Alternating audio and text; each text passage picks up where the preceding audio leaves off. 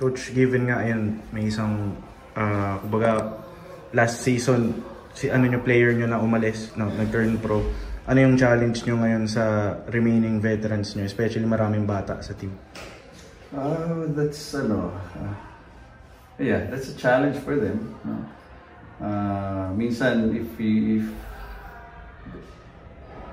well, we consider them veterans because they're kumaga mga mas matanda dun sa mga bata, no?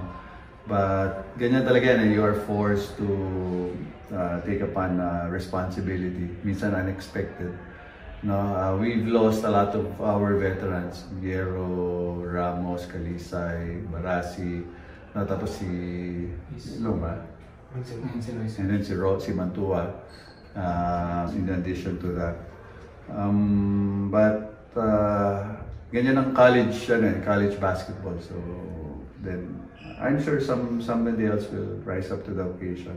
If not individually, I'm hoping it's really a collective thing. No, marami sila sana na umabante. Thanks, Coach.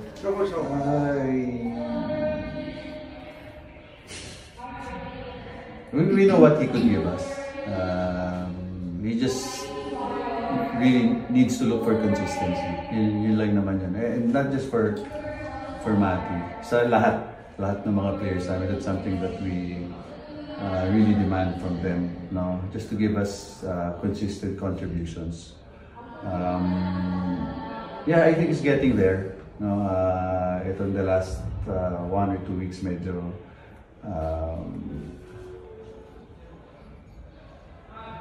in love kasi ito. Inspired yan kaya ganyan. So sana lahat ng mga players namin inspired palagi. Mag-miss yan, pag ito maliugan. Congrats, Coach.